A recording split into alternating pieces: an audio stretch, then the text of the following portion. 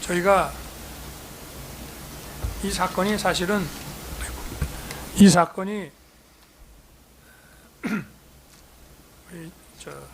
재판장님께서는 이제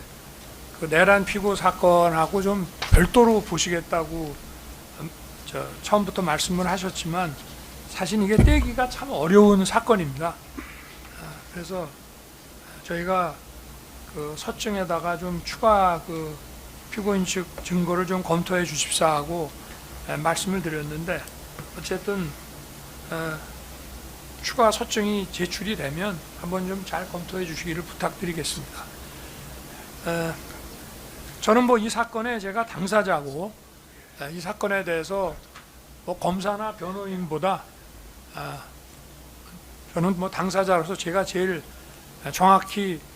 설명드릴 수 있다고 생각하기 때문에 제가 그냥 거짓 없이 있는 대로 이렇게 좀 말씀을 드리겠습니다. 여기 공소장 그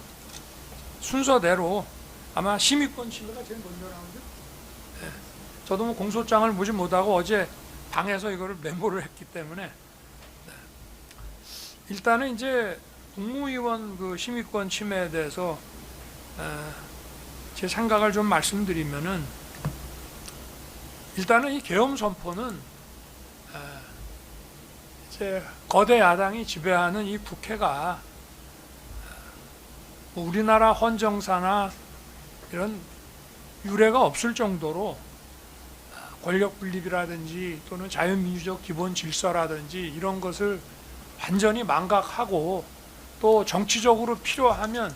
반국가 세력이나 이런 체제 전복 세력, 또 외부의 국권 침탈 이런 세력들하고도 언제든지 연계하고 정치적으로 필요하면 이렇게 손을 잡는 이런 방식으로 해서 우리 정부의 이런 자유민주주의와 한미동맹과 이런 데 충실하게 가려고 하는 이제 정부의 발목을 사실은 취임 초부터 시작을 했습니다.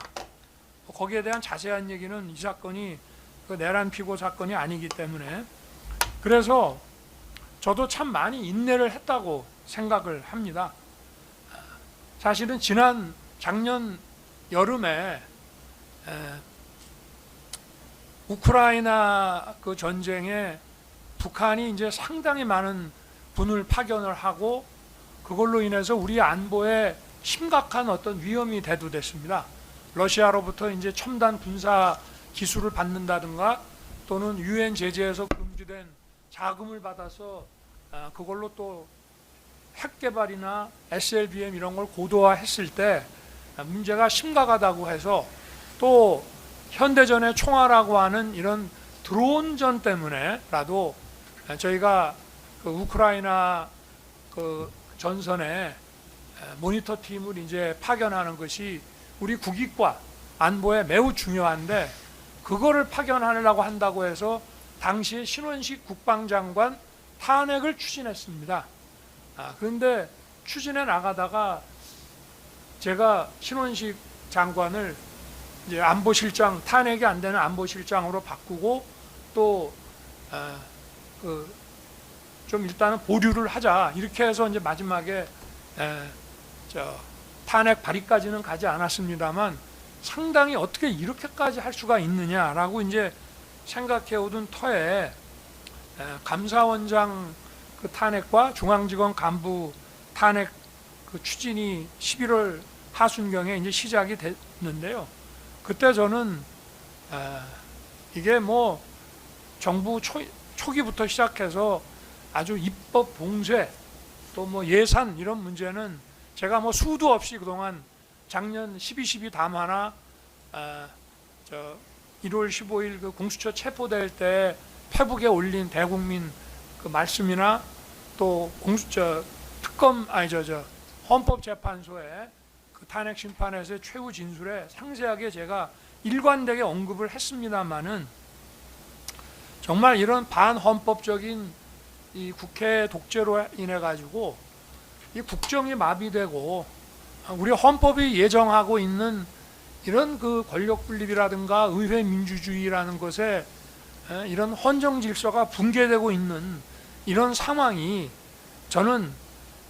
계엄이라고 하면 이제 전시 계엄이 있지만 또 비전시 계엄의 우리나라 역사를 보면 비전시 계엄을 상당히 많이 했었습니다. 그런데 이런 그 비전시 계엄 어느 상태에서 비전시 계엄을 실행했던 것보다 더 심각한 문제라고 생각을 해서 국가 비상사태 선포와